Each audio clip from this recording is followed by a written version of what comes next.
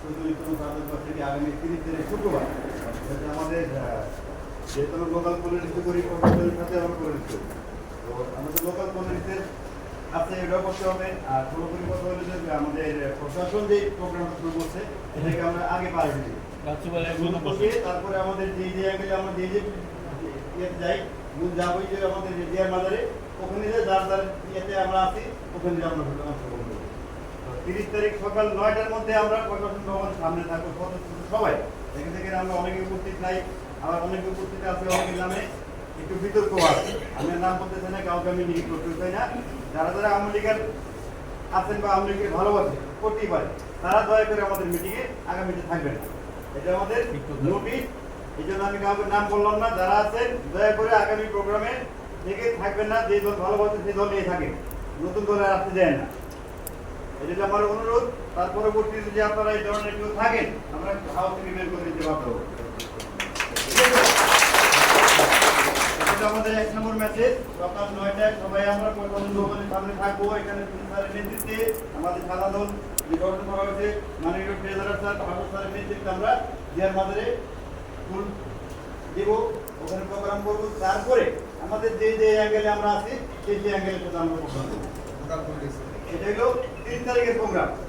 আর 30 তারিখের 31 থেকে 1 তারিখ করে 31 তারিখ ও 30 তারিখ বাদ আসর আমরা বাজার থেকে আসবো।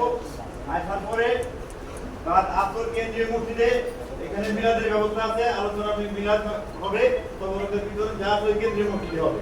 আর আমাদের ইসলাম মসজিদে এই প্রোগ্রামটা হচ্ছে না, কারণ হলো ব্যাপার আছে, পরিচালনার ব্যাপার আছে, তার জন্য এখন এটা হলো প্রথম এজেন্ডা শেষ।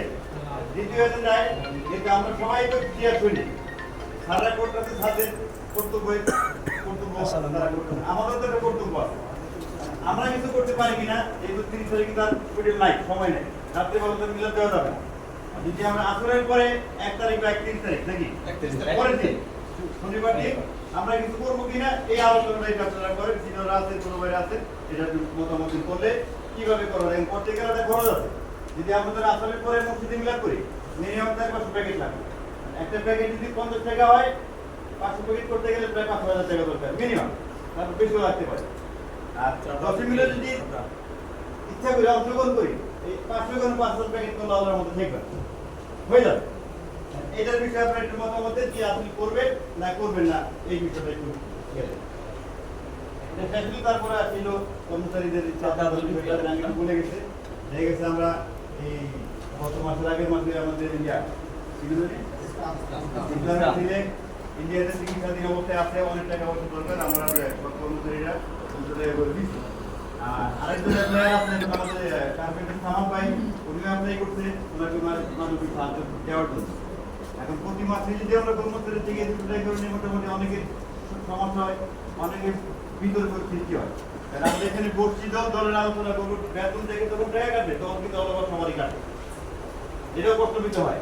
যার জন্য সহনশীল পর্যায়ে যদি থাকে, কারণ আমাদের এই এখানে কোনো ফান্ড নাই, এটা বহু আগে থেকে নাই, বিলুপ্ত হয়ে গেছে, আগে ছিল এখন নাই।